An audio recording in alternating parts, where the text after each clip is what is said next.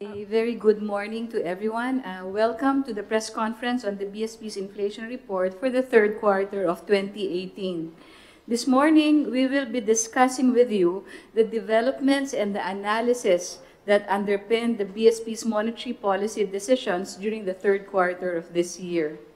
Our objective is to enable market participants and the public to better understand the underlying developments as well as the reasoning and the analysis that went behind the BSP's policy actions to bring inflation back to target. We hope that by doing so, economic agents, consumers, firms, investors, and other entities can make better informed economic and financial decisions. We begin with the global economic environment. Prospects for global output growth is a little bit more subdued compared to what was discussed at the last briefing in July. While global economic growth remains solid relative to a few years ago, the momentum appears to have plateaued, with recent data showing some incipient signs of weakening, particularly in the areas of trade and investment.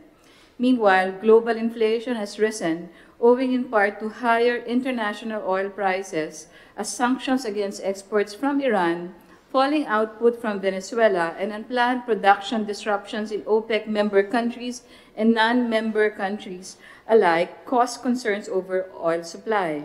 Reflecting these developments, future prices of Dubai crude oil as of end September 2018 showed a higher path for the medium term compared to the future prices in the previous quarter, even as the U.S. continues to increase its shale oil production.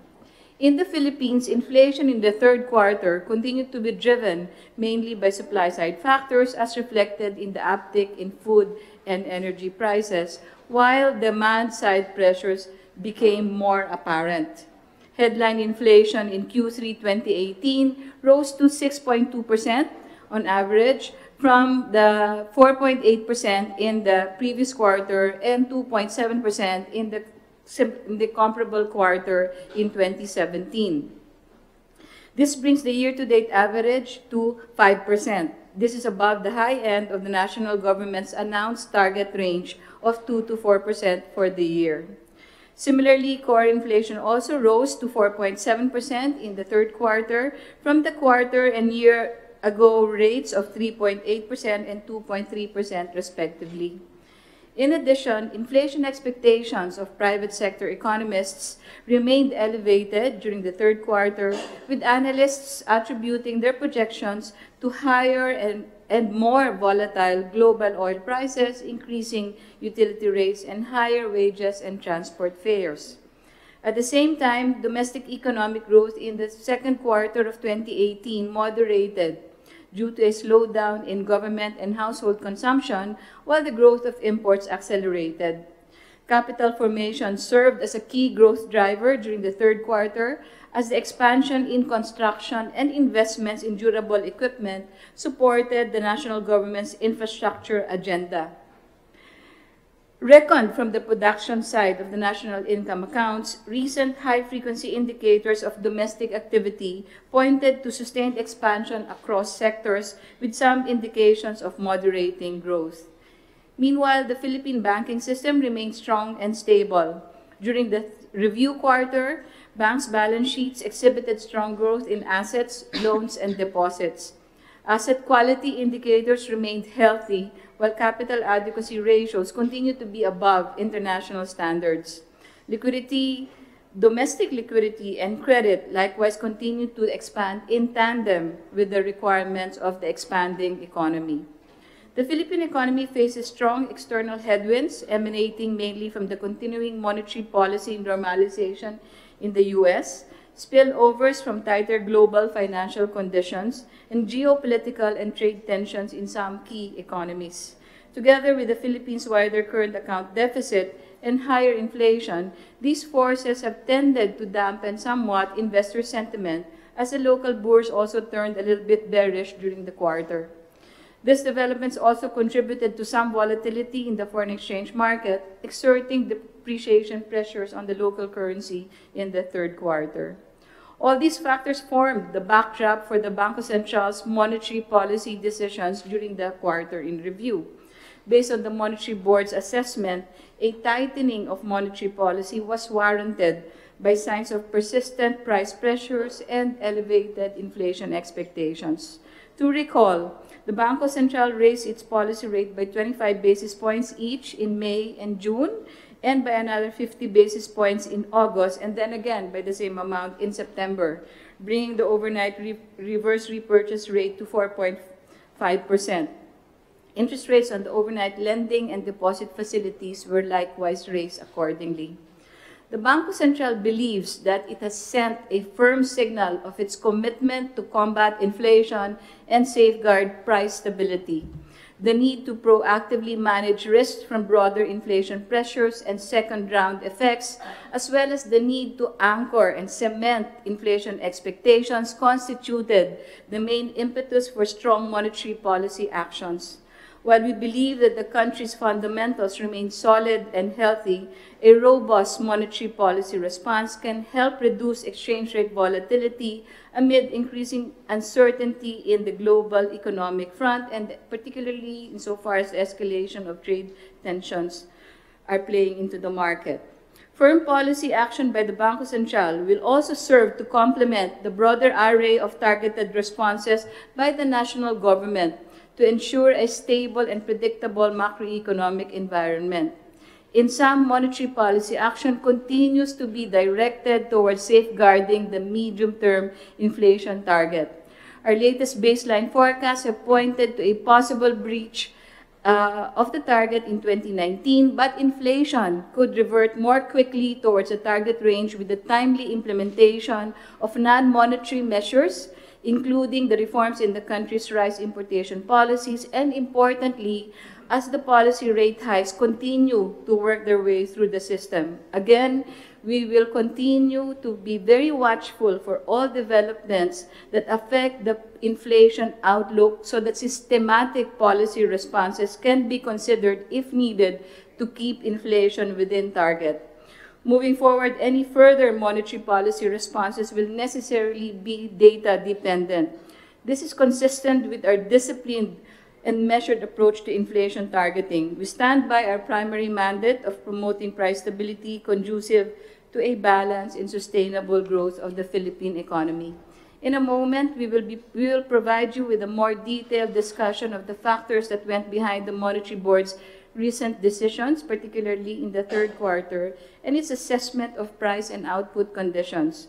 Also, we will have a brief discussion of the results of the BSP's latest quarterly loan officer survey. We look forward to your questions at the end of these two presentations. Thank you very much, and a very good morning again to everyone. Thank you, Ma'am Sid. We will now turn you over to Sir Dennis. Thank you, Elisha.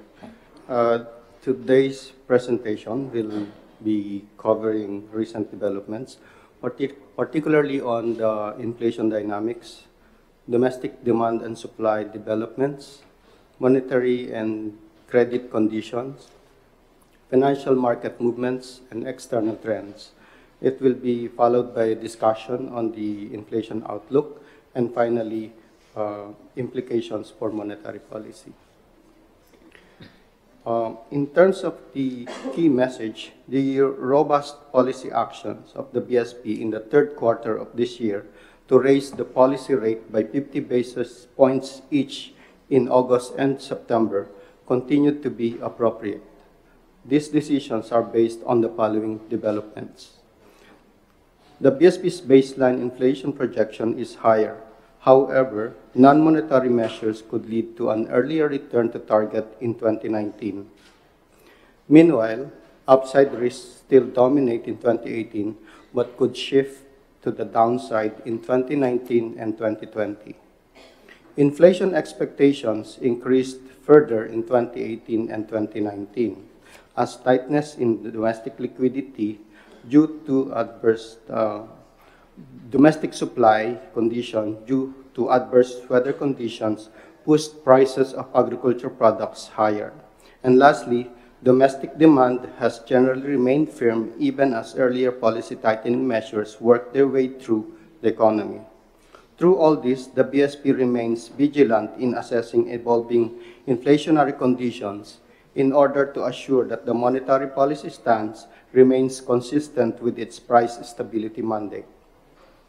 At the same time, the BSP continues to support the various non-monetary measure interventions of the national government to further mitigate the impact of supply-side factors on consumer prices. In the next slide, it shows that the third quarter average inflation for 2018 increased further to 6.2%, due largely to supply-side factors and since demand-side pressures are becoming also apparent.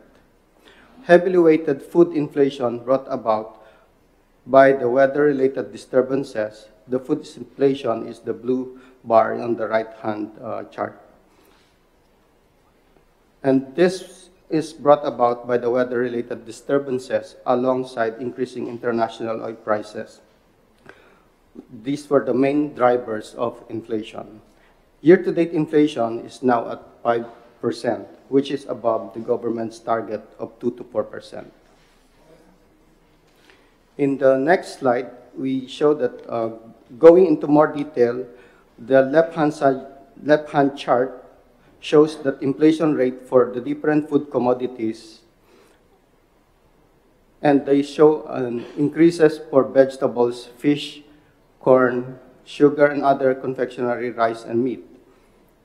The left-hand side chart shows that the highest inflation for vegetables is followed by fish.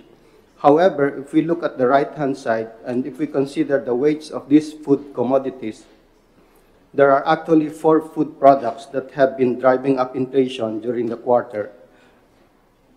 These are fish, rice, vegetables, and meat. Collectively, these 4 items accounted for almost a quarter of the total CPI basket and contributed about 2.4 percentage points, or about 39%, to the total of 6.2% inflation in the third quarter of 2018. Looking at the other inflation measures, the official core inflation and the alternative measures also moved up in the third quarter of the year. Core inflation, which excludes selected volatile food and energy items to measure underlying price pressures, rose to 4.7% in the third quarter from 3.8% in the second quarter. Similarly, alternative measures of core inflation also increased. Using the disaggregated 5-digit CPI, which is the right-hand side chart, we also observed that the number and the weight of CPI items above the 4% target increased to about 88 items in the third quarter of 2018, out of the 239 items. These are higher from the 61 items in the second quarter. These 88 items accounted for about 56% of the total CPI basket. In terms of the surveys of inflation expectations, this survey shows that inflation expectations were higher in September 2018. For the BSP's Private Sector Economy Survey, inflation is expected to reach 5.3% in 2018 and 4.3% in 2019. Meanwhile, the Asia-Pacific Consensus Survey showed that inflation is expected to average around 4.7% in 2018 and 3.9% in 2019.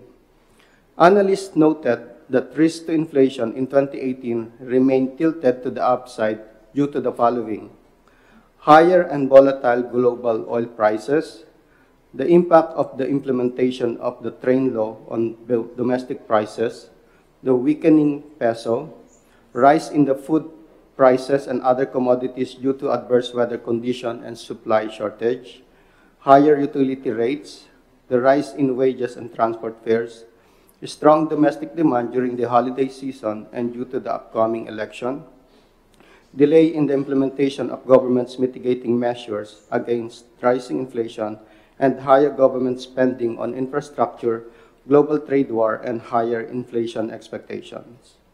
The key downside risks to inflation were seen to emanate from the fiscal policy actions or mitigating measures, including rice tariffication, unconditional cash transfers, and the recent expectations of further policy hikes by the BSP, as well as slower global growth. On domestic demand, the Philippine economy grew by 6% in the second quarter of this year. This is lower than the 6.6% expansion in the last quarter and also in the same quarter a year ago. Nevertheless, domestic demand also remained robust in the second quarter of this year, driven largely by capital formation, specifically durable equipment and construction. Capital formation continued to post double-digit growth in the second quarter due largely to public construction and durable equipment spending, which grew by 20.7% year-on-year. Meanwhile, the high-frequency indicators of domestic activity present mixed signals. The Composite Purchasing Managers Index, or the PMI, remains firmly above the 50-point mark, pointing to sustained expansion across all sectors. Capacity utilization for the manufacturing sector also suggests that more than half of the major manufacturing sectors operate at above 80%. However, vehicle and energy sales have slowed down, while business outlook turns less optimistic in the third quarter, while consumer confidence weakens. As mentioned earlier, the energy prices have been rising due to the resumption of the U.S. sanctions against Iran in November, the high compliance rate of OPEC members to their set quota for the 2018, and supply disruptions caused partly by adverse weather conditions. As a result, domestic pump prices were adjusted upward during the quarter. By end September, gasoline, diesel, and kerosene prices were higher by more than 10 pesos per liter compared to end 2017 levels in Metro Manila. In terms of inventory levels, data from the Department of Energy continued to show current levels to be adequate at 44 days, with finished products inventory at 31 days, which is above the required minimum level of 7 to 15 days. On domestic rice prices also increased during the quarter amid ongoing lean season and adverse weather disturbances. Moreover, the PSA also reported lower palay output in the third quarter of 2018 due to the late planting.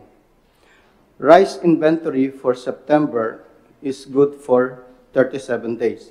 However, government and private sector import arrivals and harvests in some provinces are expected to help temper price increases.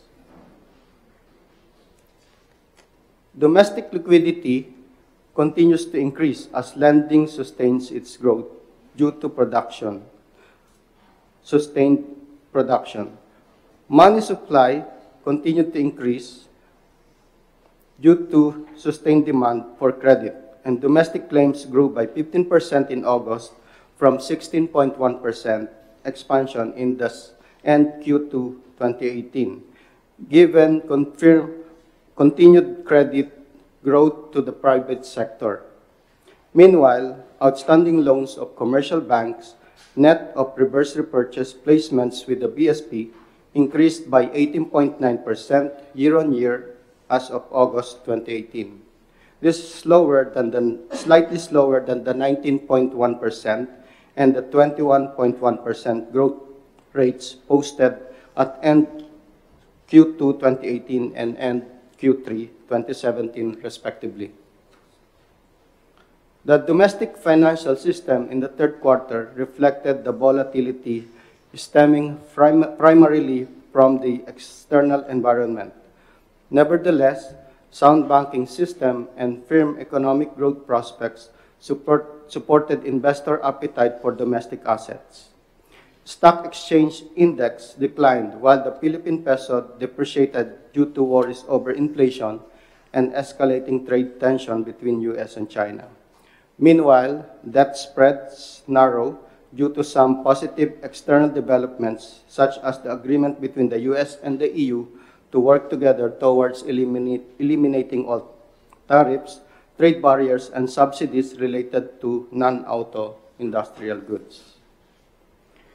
In the October 2018 World Economic Outlook of the IMF trimmed its growth projections for 2018 and 2019 relative to its July 2018 forecast. Global economic activity remains strong, but signs of uneven growth amid rising trade tensions are developing. The downward revision to the global economic growth projections were due mainly to the following: the suppressed activity in early 2018 in advanced economies such as in Japan, the Euro area, and the UK. The weaker outlook for some key emerging markets and developing economies arising from tighter financial conditions. The geopolitical tensions, particularly the reinstatement of US sanctions for Iran, and lastly, higher import bill due to elevated international oil prices. Moving on to the inflation outlook, the BSP's latest baseline forecasts have shifted higher for both 2018 and 2019, but could return to the target range in 2019 with the passage of the price tariffication bill. The risks to the inflation outlook remain on the upside. Additional wage adjustment and transport fare hikes, higher electricity rates, and faster than expected monetary policy normalization in advanced economies are the main upside risks to inflation. Meanwhile, the slower global economic growth due to the protectionist policies in advanced economies and geopolitical tensions, along with the proposed reform in the rice industry involving the replacement of quantitative restrictions with tariffs and the deregulation of rice imports, continue to be the main downside risk to inflation. Overall, the inflation outlook remain on the upside for 2018. And again, the downside risk to the outlook will dominate in 2019 to 2020 due largely to the projected impact of price tariffication. The risk to the inflation outlook may be presented graphically through this fun chart, and the fun chart depicts the probability of different inflation outcomes based on the central projection and the risk surrounding the inflation outlook. And comparing the previous inflation report, the latest fun chart, which is the wire mesh, and the depicted in the fun chart presents the upward shift in the inflation projection for 2018 to 2019. And the most recent one are the shaded blue waves compared with the wire mesh in the previous quarter. The increase in the inflation projection path could be attributed mainly to the sharp rise in global crude oil prices, higher prices of domestic food items, and higher than expected inflation outturns for July and August, and the peso depreciation. The BSP's review of current inflation dynamics suggests that the risk surrounding the inflation outlooks remains tilted to the upside in 2018. This assessment is depicted in the latest pan chart, where the projection band above the central projection are greater than the bands below it. However, the balance of risk to the outlook could be on the downside for 2019 to 2020, due mainly to the impact of price tariffication. On the basis of the new information in the third quarter of 2018, the strong follow-through monetary policy action were deemed necessary, essentially on the following assessment. The projected inflation path is higher for 2018 to 2019. The balance of risk to inflation outlook remained tilted toward the upside in 2018, but could shift to the downside in 2019 to 2020, specifically with the proposed reforms in the rice importation as well as some non-monetary intervention by the national government. and inflation expectations remain elevated for 2018 to 2020. And lastly, the third quarter 2018 inflation has risen further due mainly to rising food prices, while other inflation indicators, or the alternative core measure of inflation, suggest increased risk for broader inflation pressures amid firm domestic demand conditions. As such, the BSP sent a firm signal of its commitment to combat inflation by raising the policy interest rates by a total of 100 basis points in the third quarter, or 50 basis points each in August and September 2018. And this brings the total of 150 basis points since May 2018. And these policy actions are intended to address increased risks from broader inflation pressures, second-round effects, and higher inflation expectations. Further anchor inflation expectations, which continue to rise in the third quarter, and support the peso amid heightened exchange rate volatility, given continued uncertainty in the global environment and escalation of trade tensions. The BSP remains vigilant in assessing evolving inflationary conditions in order to ensure that the monetary policy stance remains consistent with its price stability mandate. At the same time, the BSP continues to support the various non-monetary interventions of the national government that will further mitigate the impact of the supply-side factors on consumer prices, including the recent efforts by Economic Development Cluster to address rising food prices and the implementation of the other non-mitigating measures. That ends the presentation. Thank you. Thank you, Sir Dennis. We now turn you over to Ms. Rabi on the Loan Officer Survey Report. Thank you. Good morning, everyone. In the next few minutes, I'll be presenting some of the highlights of the results of the latest BSP Senior Bank Loan Officer Survey. A detailed report on the results of the survey will be released today along with the second quarter BSP inflation report. But before we move on to the results of the survey, let me first provide you with some background on the survey. So the BSP Senior Bank Loan Officer Survey, or SLOS, is a quarterly survey addressed to senior loan officers of banks. The BSP started conducting this survey in the first quarter of 2009, and the objective is to help the BSP in better understanding the lending behavior of banks, as well as to assess the effectiveness of bank lending as a channel for monetary policy transmission. The BSP's SLOS is similar to the survey on bank lending standards conducted by other central banks such as the US Fed, the ECB, Bank of England, Bank of Canada, and the Bank of Japan. In terms of the respondents to the survey, from the first quarter of 2009 up to the previous quarter, the survey covers loan officers of universal and commercial banks operating in the country when the survey was started. But starting this quarter, the BSP has expanded the coverage of the survey to include the new foreign commercial banks as well as the largest thrift banks in terms of loan portfolio. Now, the survey questionnaire is divided into three parts, representing the three major loan categories, such as the loans to enterprises, loans to households, and commercial real estate loans. And the survey questions is composed of questions on loan officers' perceptions pertaining to the general credit standards, the change in loan demand, as well as the factors affecting the demand and supply of credit.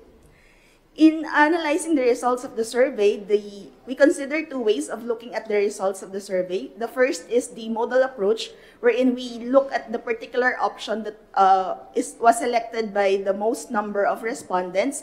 That is it in terms of easing, tightening, or unchanged credit standards?